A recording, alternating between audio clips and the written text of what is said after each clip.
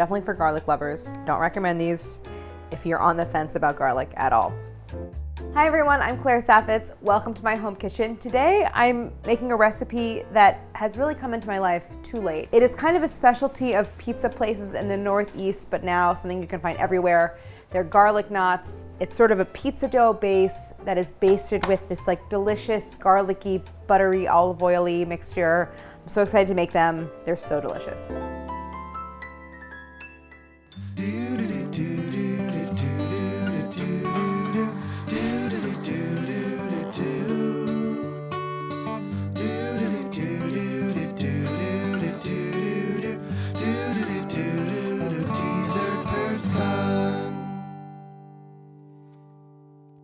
There's no wrong way to make a garlic bun. Like you can start with store-bought pizza dough if you wanted to, or you could kind of take it like a few notches further, which is obviously what we're gonna do today because that's the dessert person way. We're gonna make some dough, let it proof, form it. I'm gonna make a garlicky, aromatic, also kind of herby, rosemary basting mixture, and then bake them.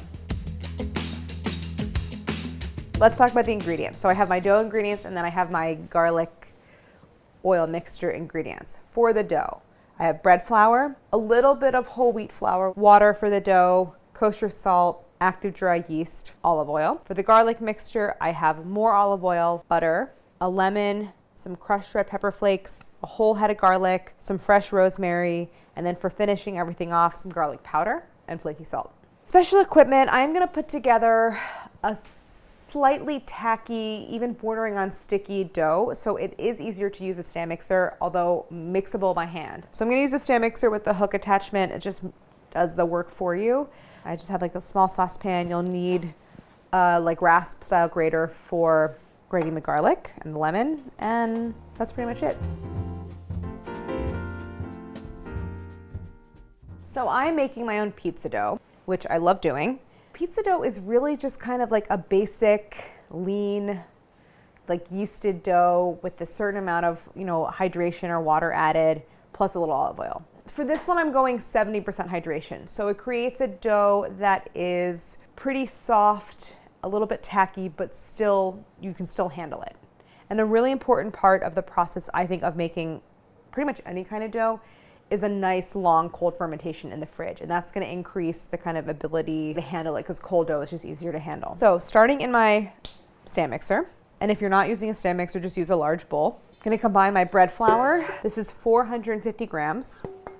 Then 50 grams of whole wheat. If you want to omit the whole wheat or you don't have any, just use 500 grams total of bread flour. So this is going to get me to 500 grams total.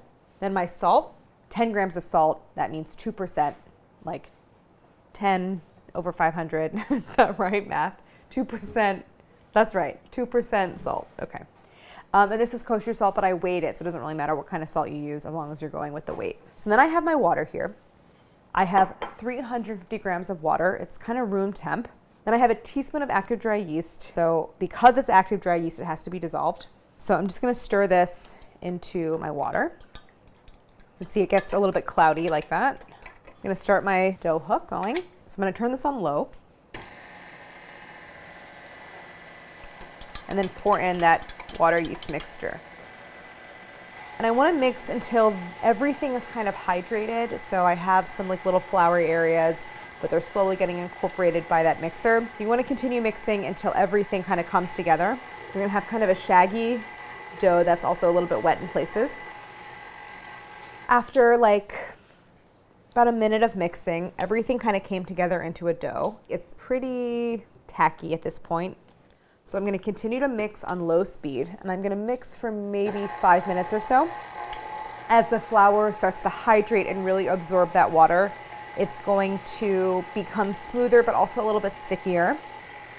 That was about 5 minutes of mixing. It's definitely smoother. It still has a little bit of a mottled texture and it has grown a little bit sticky. So even on low speed, it's mostly clearing the sides of the bowl, but still kind of sticking a little bit on the bottom. That's pretty much what we're looking for as far as texture.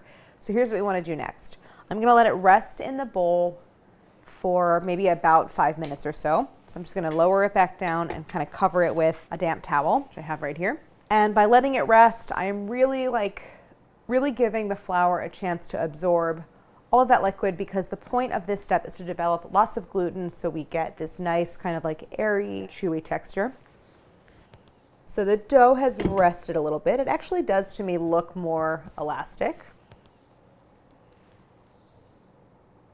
See how it's starting to break apart a little bit? So we want to continue to work this, but now we're going to add the olive oil. So this is going to go right in. And it's going to take a little bit of time for the dough to absorb that olive oil. In the beginning, it's just going to kind of like sit in the bottom of the bowl, but eventually it will absorb it. So just be patient. We're going to mix on low speed another 5 minutes or so until the dough is fully absorbed the olive oil. It's super elastic and smooth, and that'll be like another 5 to 7-ish minutes.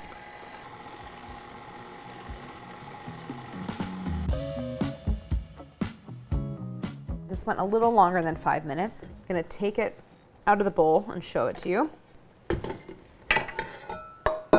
So we're done with the stand mixer at this point. And now we're gonna let the dough rise. The dough is somewhere between sticky and tacky, but it wants to stick to itself more than it wants to stick to your hands. So I'm gonna oil my work surface, kind of lightly oil my hands. And I'm gonna scrape the dough out onto the work surface.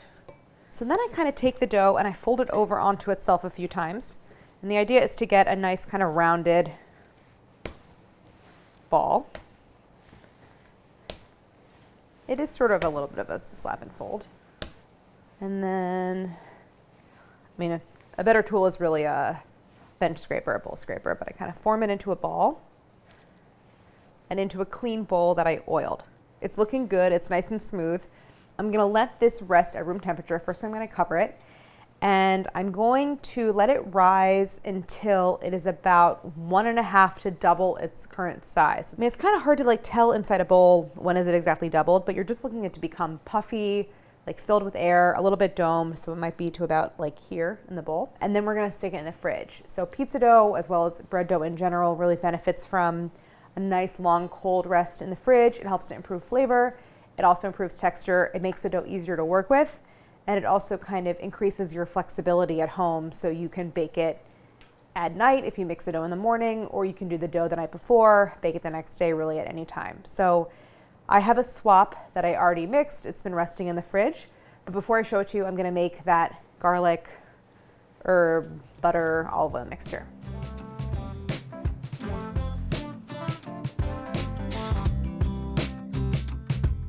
So now I'm gonna make this like incredibly delicious, super garlicky butter and oil mixture, and this is going to be this kind of like glaze for our garlic knots, and it's gonna give them all their flavor. So with garlic knots, you could get away with just doing oil, garlic, butter, great combo. I'm gonna add a few other little ingredients to give it a little more flavor. Okay, but the first thing I wanna do is peel all my garlic. So I have a whole head of garlic here. There's certain dishes in life where I've never thought to myself, this has too much garlic in it. One of them is linguine and clams. I truly never overdid it.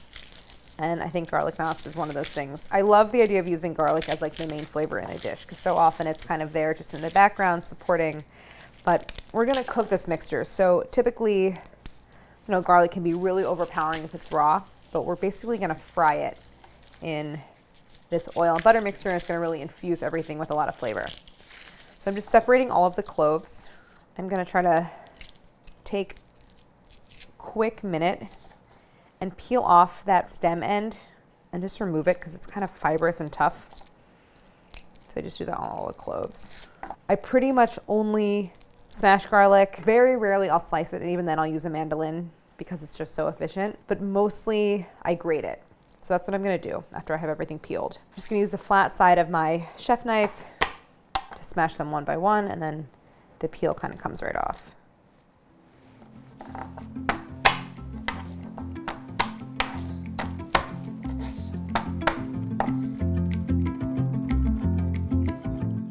I have a small saucepan. I'm gonna grab this. I'm gonna add my butter. This is 4 tablespoons. It's hard to beat that combination of butter and olive oil. It's something I do a lot when I'm making pasta. It's like I want the fruitiness of the olive oil, but I want the butter flavor still, so why not do both? So 4 tablespoons olive oil, 1/4 cup. Then I'm gonna grate in my garlic. You could definitely just put this in a food processor and chop it all up, but I kind of don't feel like getting mine out. So I'm just going to use, this is like a rasp style grater. Technically it's a microplane. And I'm going to grate the garlic in, and then when I get down to like a little bit, often it's kind of just like the very outer layer that can just get thrown right into the pot. Okay, so I'm just going to go one by one, grating these into the pot. Try not to do any harm to my fingers. And then we're going to get it over to the stove and start cooking it.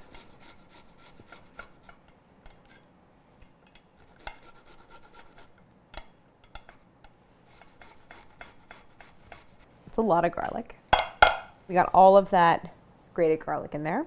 Now, before I get that on the stove, I'm going to add a little bit of rosemary. First I was going to add parsley. I don't know, we have rosemary growing outside. Obviously rosemary, garlic goes together perfectly. So I'm just gonna add a little fresh rosemary. You could do whatever herb you like. I think it works better with a sturdy, hardy herb like rosemary rather than something really soft and tender like basil. You don't wanna do this with basil.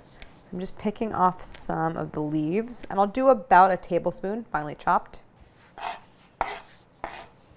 When I'm chopping herbs, I kind of get everything tucked in between my fingers.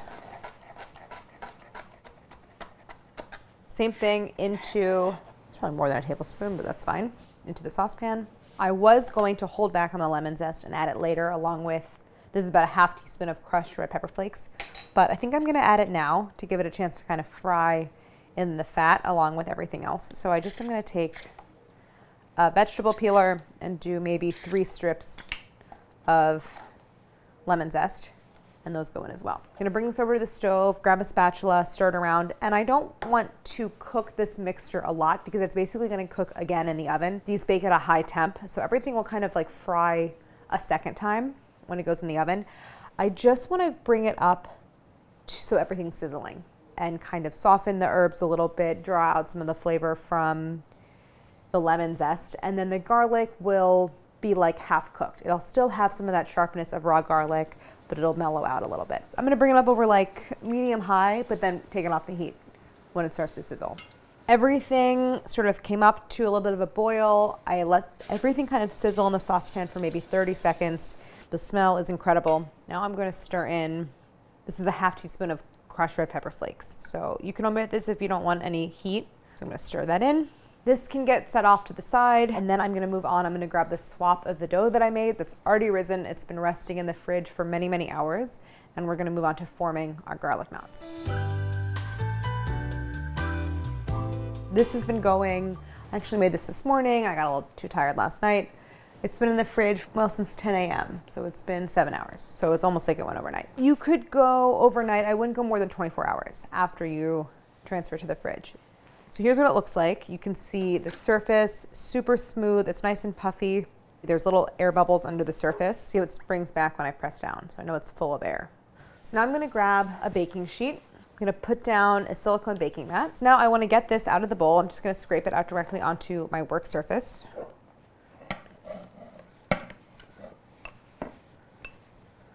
So it's oiled, so it's not sticking, and it's cold, which means it's sort of not sticky anyway. So I'm just sort of patting it down, and I want to tug it into a little bit of a rectangle just so I have some squared off corners. Doesn't really matter what the dimensions are.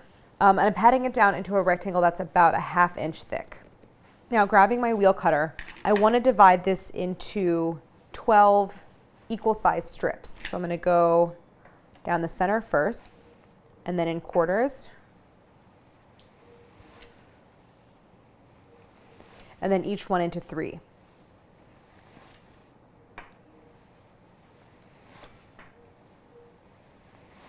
So forming them into strips this way just makes it easier to roll them out into kind of a long snake. Sometimes with dough like this that's well developed, you'll get a lot of like spring back. So this just kind of helps you get there a little bit faster. So then working one piece at a time, you can give it a little bit of a roll on the surface to stretch it out. And now here's where you have some options about how to form them. I mean, normally a garlic knot is literally just like a rope like this tied into a knot. I'm gonna oil it, it's a little sticky. It's a little oil for your hands. I'm gonna form them into twists. This is a way of forming that I really, really like. I have a recipe in Dessert Person where I do this with brioche and I make them into sweet buns. But basically you're gonna take it, kind of hold it in the middle with one hand and then twist the ends together. I really, really like the way that this looks. Until you get something like this. So I'm going to transfer that to my baking sheet, just like that. So I'll show you again. You're going to grab a strip, you can kind of lengthen it, grab it in the center, and then twist the ends around each other, like so. I'm going to place each of these on my baking sheet. If you want to see it on the surface, it's just like so. And then crisscross. So now these have to proof. It's not a really long proof. I just want them to get a little bit puffy, a little bit filled with air. I'm going to leave them at room temp, very, very lightly covered. The dough is a little bit tacky because it's warmed up a bit. So I'll probably put just that same damp cloth over them. In the meantime, I'm going to get the oven preheating. These bake really hot. They bake at 450 because we want to develop a lot of color on them and also kind of like re-cook and fry again the garlic that's going to go on top. So I'm going to preheat my oven to 450. About 30 minutes into the proof, I checked them and they're looking really good. You can see that they've puffed a little bit. I would say they're maybe 50% expanded in size. And when I poke them, I can feel that they're a little bit puffy. I have a pastry brush right here. Wish I had a stiffer brush because what I really want to do is get a lot of the garlic solids onto that pastry brush. I'm going to use all of that garlic mixture, but I am going to pluck out those pieces of lemon zest. I'm going to coat all of my garlic knots. My oven is already preheated to 450. We're going to finish them off and get them in the oven. They're like these little pillows. So now, just before putting in the oven, I'm going to coat them with a little bit of salt. We didn't season that garlic mixture. Of course, the dough is seasoned. It has that 2% salt content, but of course it needs a little bit of extra salt on top. So I have some flaky salt right here, and I'm just going to sprinkle it over top of each one. And then I'm going to give it a very light sprinkling of garlic powder. Just a different flavor than the fresh raw garlic. And I love it because it just to me tastes like a New York pizza place. It smells so good already. These are ready to go. They're going to go into the oven. That super high heat is going to toast the garlic. Obviously these are going to bake up, turn golden brown. They'll kind of absorb a lot of that like butter, olive oil mixture. We'll see. After about 20 minutes in the oven, the garlic knots are done. It is so intensely garlicky smelling in here, in a good way. I'm very excited.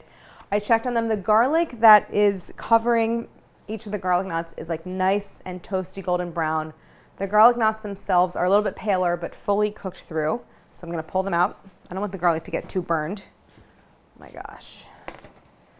They got so nice and puffy. They have like fully absorbed all of that butter and oil mixture. All right, I just have to let these cool a little bit before we taste them. We'll come back in like 15 minutes or so. I don't think these are the kind of thing that you want to really let sit out for too long, so best to eat them when they're still pretty warm. Here's come look. Wow, they smell so good. Do you think there's too much garlic? No. That's the right answer. The rosemary is there, it's in the background, but mostly what you get is garlic. They're nice and light for their size, so I know it's gonna be like chewy, but also kind of airy in there. I'm gonna try them. What happens is they kind of like fry on the baking sheet because there's all that oil and butter that's on the bottom. So the bottom becomes like super crispy. And the interior is like light, chewy. That little tiny bit of whole wheat flour makes a big difference. Of course it's about the garlic flavor, but I want the dough on its own to be flavorful, have the right texture. Nice amount of heat from the red pepper flakes, just kind of in the background. I would not call these like your typical garlic knot from your local pizza place, but a really fun recipe to make at home. You can use that pizza dough recipe for any homemade pizza, or you can use store-bought or any pizza dough recipe that you really like to make these. It's all about that garlic, rosemary, butter oil mixture. If you wanted to, you could bake them in a cast iron and do more of like a pull-apart kind of thing. And they really would kind of swim in the olive oil. My only edit would be maybe a little drizzle of fresh olive oil on top when they come out of the oven. Pretty happy with them. It's always fun to incorporate like new ideas and recipes into dessert person videos, not just recipes from the books. If you have anything you want to see us make, leave it below in the comments. Always love getting your feedback. I hope you try these at home. Thank you so much for watching, and don't forget to like and subscribe.